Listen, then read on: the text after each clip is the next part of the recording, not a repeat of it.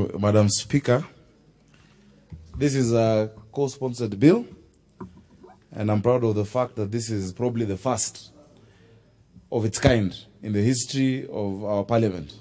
The disaster that has been disaster management in Kenya is what has really caused us, together with Senator Mutula Kilonzo Jr., to think of what the best legislative framework for dealing with disaster management in our country should be.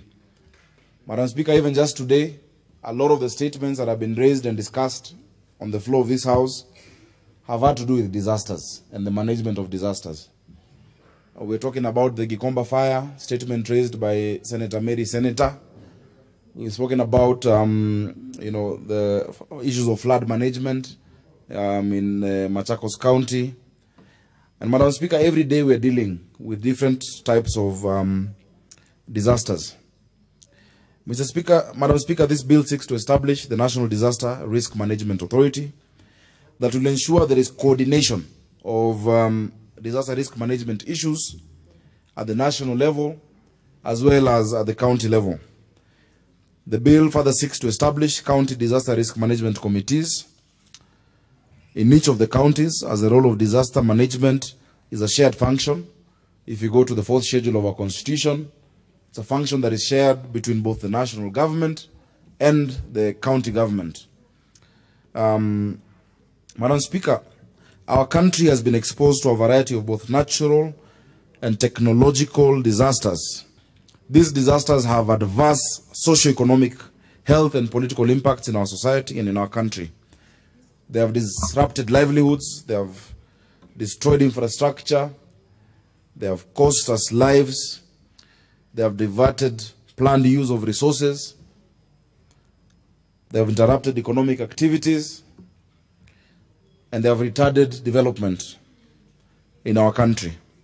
I think the extent of the problem really behooves us as a House, as the Senate of the Republic of Kenya, as the Parliament of Kenya, to think of solutions. In all of these disasters, the response has been poorly coordinated, leading to duplication of efforts and wasteful use of resources. Madam Speaker, people living in informal settlements, especially in urban areas and semi-arid lands, arid and semi-arid lands, are particularly vulnerable when it comes to disasters because their abilities to deal at a civic level and to cope with these disasters are constrained or limited and require greater investment in the systems of managing disaster. Disaster response reviews of the few that we've been able to look at have indicated that the response costs more than would otherwise be the case if sufficient efforts had been put in place for effective disaster management. Our country, Kenya, has submitted an action plan to the United Nations Climate Change Conference held in December 2015 in Paris. And according to that action plan, Madam Speaker, droughts and floods alone cost us economic losses estimated at 3% of our country's GDP. Madam Speaker, part of the problem that we're dealing with is that we have various agencies that undertake different activities related to disaster management, search and rescue, first aid services and evacuation, anti-terrorism, surveillance, law enforcement and crowd control, peace building, conflict resolution operations, and firefighting. However, the bane of our problem and really a large part of what we're solving in this bill is the fact that these institutions are housed in different ministries and many times duplicate their efforts. They include the National Disaster Operations Center, NDOC, the National Disaster Management Unit, NDMU, the National Drought Management Agency, NDMA, under the Directorate of Special Programs. Indeed, it is extremely difficult to get definitive answers on where these agencies' mandates begin and end. They have varying budgets, they have different leadership, many times they fight tough wars. And Madam Speaker, Many times their fights on turf have cost, and I'm saying this because I have been there and I've seen it.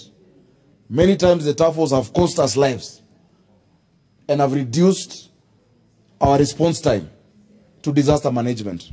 Madam Speaker, the response to these disasters has shown us the inequality in this country. One, if such a disaster happened in affluent areas, I think the whole of KDF would be there. Business would stop in this country. But we're used to, because it is Madare, because it is Ruai, because it is an informal settlement, it will be dealt with. The response has always been inadequate. Madam Speaker, the care we give these people after these incidents happen has been inadequate. It seems like these agencies have their own interests and allegiances that are more powerful than the incentives for collaboration between them and partnerships. The lack of standardized operating procedures can cost lives.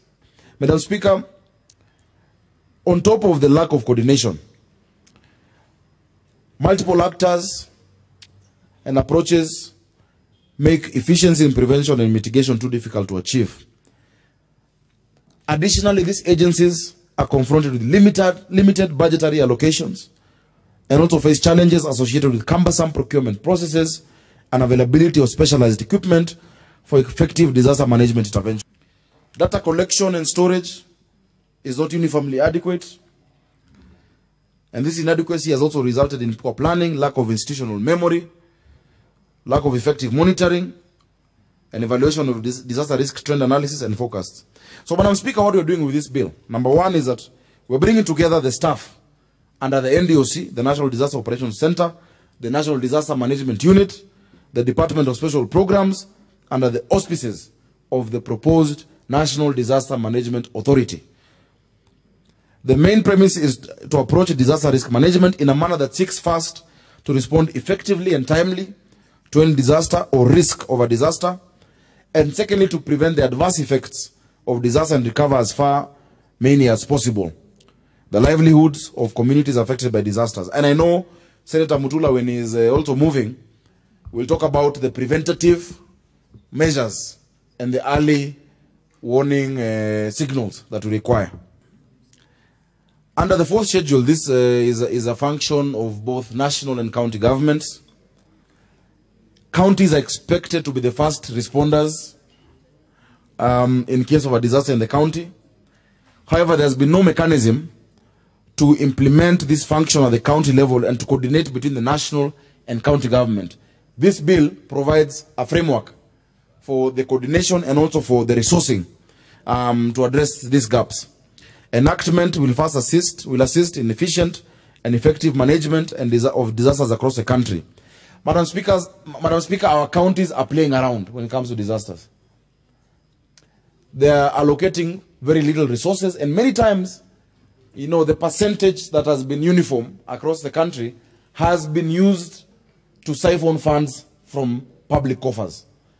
Because you say they have X% for emergency response. Madam Speaker, let me give you the example of Nairobi.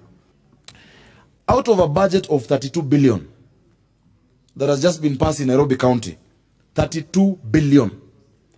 The amount of money that has been set aside for fire and disaster management is 162 million. And that is recurrent.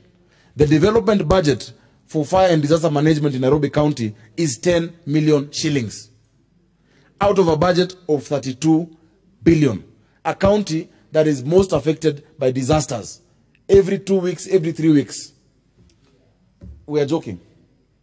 We must get serious. The same county, after putting 10 million shillings for development for disasters, has 129 million shillings for a budget item called news and information. Madam Speaker, we need to align the budgets and the investments in disaster. Recently, I happened to be in Canada, Vancouver, together with Senator Dulo, Senator Wetangula, and a few other senators, and we saw the kind of investment that has been put in disaster management. The call centers. Today, if a disaster happened, I'm sure none of you knows which phone number to call in Nairobi when a disaster happens. What about the citizens? Yet you are the enlightened leaders. Madam Speaker, in Kikomba, for example, if there was a fire station close to Gikomba, a place where we know every 4 months there are attempts to ban, would have saved lives, Madam Speaker. If we had quad bikes, because many times the excuse has been that there is no access in many of the informal settlements, then what are you doing about it if there's no access? Provide. Make sure you have alleyways. And even as you do that, get quad bikes that have water at the back, Madam Speaker. We do not want to see fire engines only on Labor Day being paraded to Kenyans and to Nairobians. We want to see fire engines across the city. We want to see ambulance services across the city and across our country. Madam Speaker, that investment must be made. So this bill provides the framework through which we will have counties investing properly and coordinating. Too many people, Madam Speaker, who are charged with dealing with disasters only meet at the scene of disasters. Madam Speaker, the NDOC, the NDMA, the county government, the county inspectorate, the police and the military only meet when there's a fire in Kijiji in Langata, when there's a flood in Solai, when a building has gone down in Ruma. Yet they should be meeting, and we've created the structure institutionally of the County Disaster Management Committee and the National Disaster Management Authority, where they will be frequently sitting down to evaluate these risks and to mitigate these risks. Madam Speaker, I will urge senators, and I beg my colleagues, to support this bill as we bring some sanity. That on top of us going there to support directly, we have brought a bill that will provide the legislative framework to deal with issues of disaster so that it is not business as usual, especially in our urban areas and in our arid areas in this country. And so I'm asking senators to support this, to make sure that we pass this legislation, and to make sure that it is implemented once it is the law. Madam Speaker, I think that is my time.